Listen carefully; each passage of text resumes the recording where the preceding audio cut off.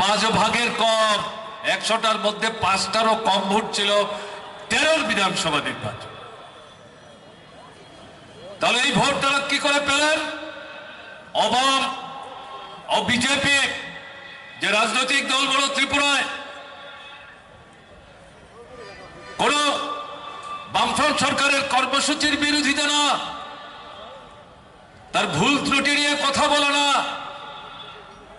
রাজনৈতিক দৃষ্টিভঙ্গি নিয়ে শোষকদের যে ভাবনা চিন্তা তার অনুসারী হয়ে, এমনকি তাদের মধ্যে যে শোষকদের দ্বারা গরিব মানুষ শোষিত হন তাদেরও একটা অংশ যুক্ত, তাদের কাছে আমরা পৌঁছতে পারিনি। এটা আমাদের দুর্বলতা।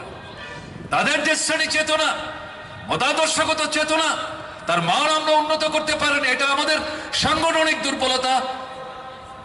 এই সুযোগ নিয়ে এরা সংঘবদ্ধ হয়ে বামফ্রন্টকে পাল্টাও, আর কি তারাই যুক্তি দেওয়ার চেষ্টা করেছেন। কেন্দ্র তাদের সরকার, রাজ্য যদি তাদের সরকার হয়, বামফ্রন্ট সরকার বারবার বলছেন আমরা করতে চাই, কেন্দ্রের সরকার সাহায্য করছে না।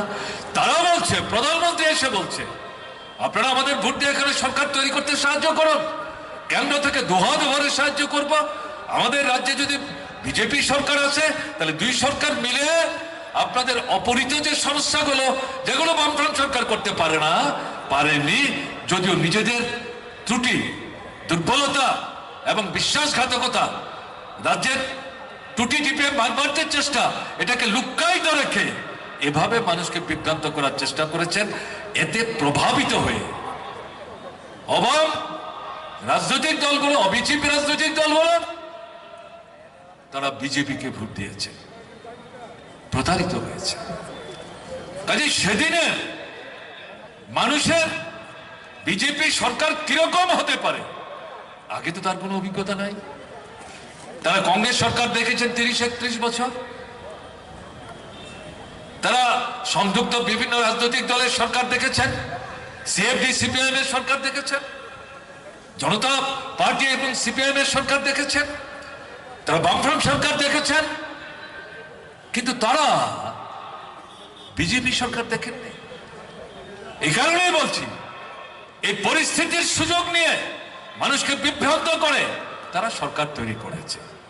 এখন তো আপনার অভিজ্ঞতা হয়েছে 58 মাস, আর তো 1.5 মাস 2 মাস বাকি আছে সাংবিধানিক নিয়ম মতো এই সরকারের মেয়াদে।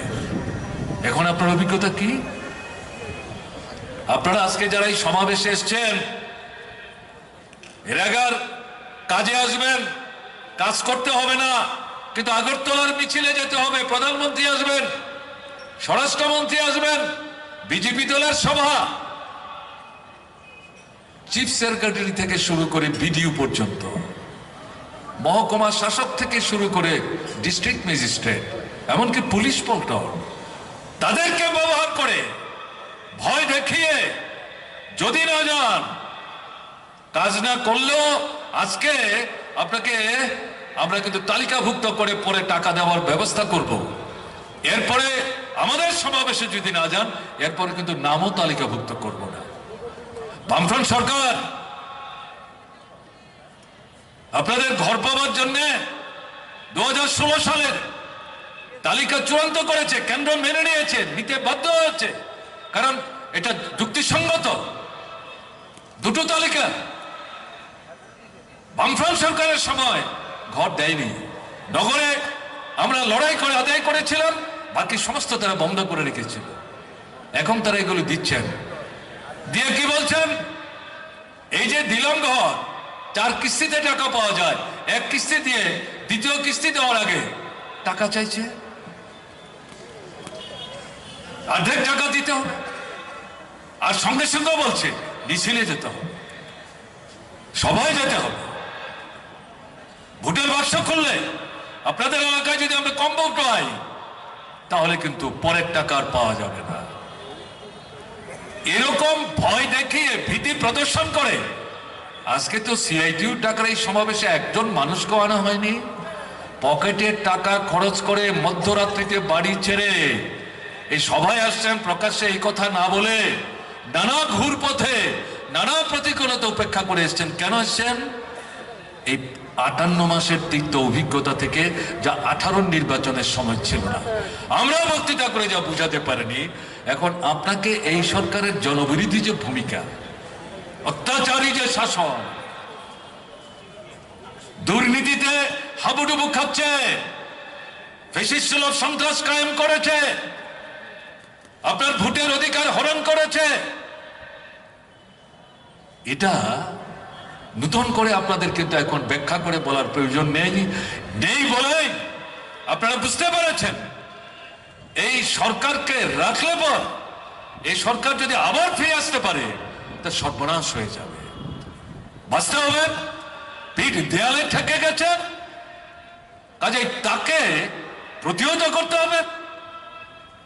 জনস্বার্থে লড়াই করতে গিয়ে যারা শহীদের মৃত্যুবরণ করেছেন, এই সময়ের মধ্যে বিজেপি দুর্বৃত্তদের হাতে আমাদের পার্টি 24 থেকে 25 জন কমরেড শহীদ হয়েছে, স্বীকারই করছে না। প্রধানমন্ত্রী থেকে শুরু করে স্বরাষ্ট্রমন্ত্রী নির্লজ্জের মতো বলছে ত্রিপুরা শান্তিপূর্ণ, গণতন্ত্র নাকি সুরক্ষিত, অথচ আপনারা ভোট দিতে পারছেন না, আপনার ভোট নিয়ে চলে যাচ্ছে। এখন যিনি মুখ্যমন্ত্রী, উপনির্বাচন হলো, আগরতলার মানুষ ভোট দিতে পেরেছেন। মুখ্যমন্ত্রীকে ভোট দিয়ে মুখ্যমন্ত্রী যাতে ঠিকঠাক মতো কাজ করতে পারেন এই কথা বলে যারা ভোট দিতে এসছেন তারাও আক্রান্ত হয়েছেন এই আগরতলায়।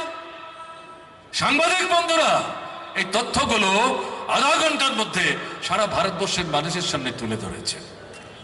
নির্লজ্জের মতো তারা এগুলো লুকিয়ে রাখবার চেষ্টা করে, কি করে মুখ দেখান।